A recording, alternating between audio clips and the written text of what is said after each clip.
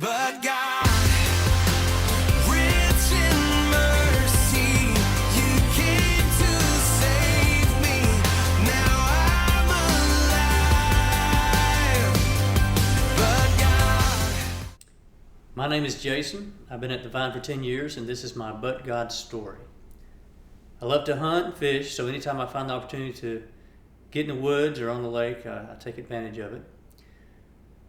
Back in 2008, I had taken a day off work along with a good friend of mine whose name is also Jason.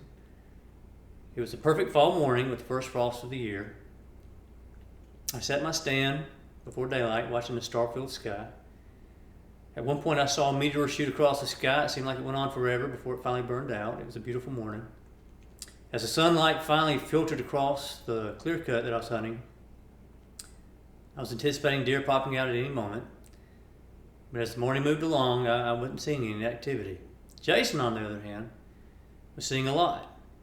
We texted back and forth. He was seeing deer almost the whole time, including several bucks just on the other side of the ridge from where he was hunting. You could see them in the distance. So sometime around mid-morning, I decided I needed to change locations. I texted Jason and told him that I was going to grab an early lunch at the truck and then hunt a few hundred yards down from him, the same ridge that he was hunting. He liked the idea and decided to do the same thing. He was going to get down. We would meet at the four-wheeler, then go to the truck from there. So I eased down out of my stand.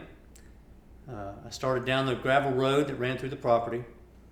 And as I neared a curve in the road, there stood a doe looking at me. And about that time, Jason called me and asked if I could see the deer. He was just on the other side of the curve, about the same distance as I was from the curve, but just on the other side, angled away from me. He asked if I was going to shoot, and I said no, I was more interested in getting to the ridge where the bucks were running and chasing and maybe see something better later in the afternoon. But knowing he was looking for some meat for the freezer, I told him to go ahead. The angle of the deer would put him shooting away from me.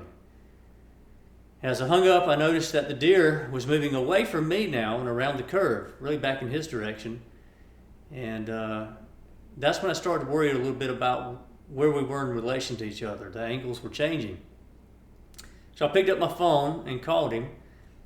I heard it ring one time. After that one ring, I was laying on the ground. I don't know if I lost consciousness or not.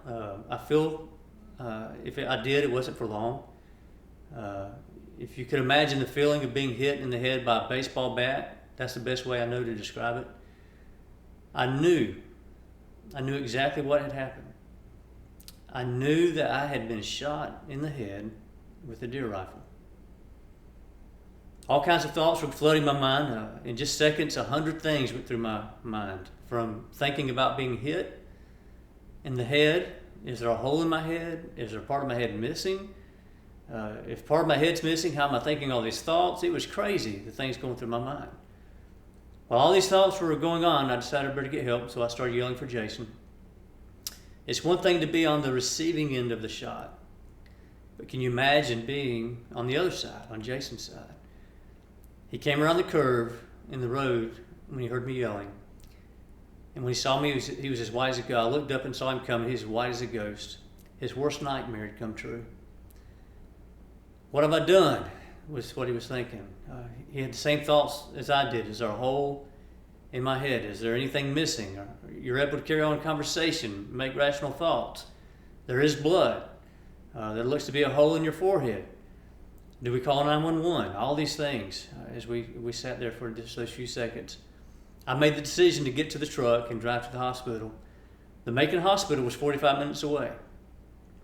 It didn't take us that long. I saw the speedometer stay over 100 miles per hour for most of the trip. However, that trip is another but God moment for another time, driving at that kind of speed. The short version of the story is that Lisa met us at the hospital. She somehow beat us there. I was rushed in to the trauma center. I had a huge baseball-sized knot on my forehead with a hole in the middle. The bullet had not penetrated my skull.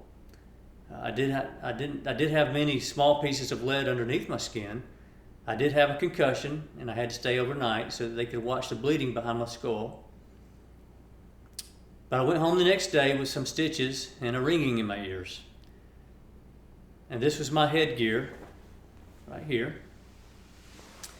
As I got down out of the stand that morning, this was to keep my head warm, but as I got down, it was warming up, and I had rolled it up and placed it on top of my head. And that's where it was when I was shot. And when Jason got back later that day to get our stuff, he found it laying on the ground. And this is what he found when he picked it up. If you can see this, put my hand in here. Right between the eyes is another hole.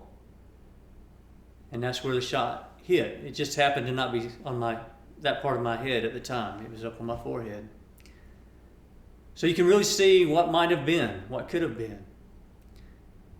I was less than an inch away from death, but I would like to say that at the same time I was as far away as the stars I saw earlier that morning from death. I didn't cheat death. I didn't get lucky. God was merciful and gracious. His hand of protection is evident. I read of hunting accident stories every season where the outcome is not as good as mine. Here's what I know from God's Word.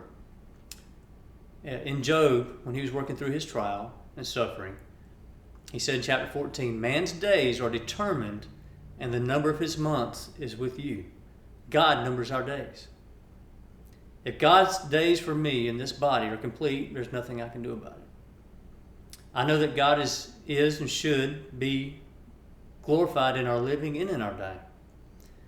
The Bible tells us that the sting and victory of death has been defeated by Jesus Christ. Paul told the Philippians, for to me to live is Christ and to die is gain.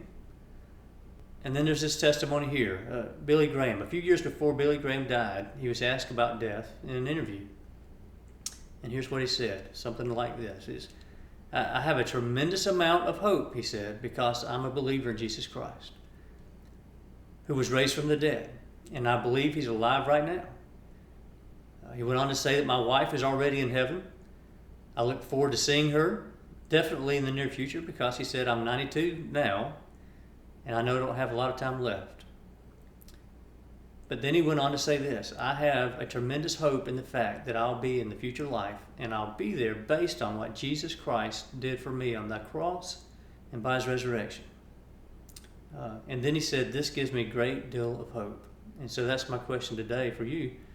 Do you have that same hope today? And that day in 2008, if it would have been the day that God had numbered for me, like we read in Job, if that would have been the day he had numbered for me, then that's fine. That was God's will. But it wasn't. But one thing I like to think about is I could have beat Billy Graham to heaven, but God.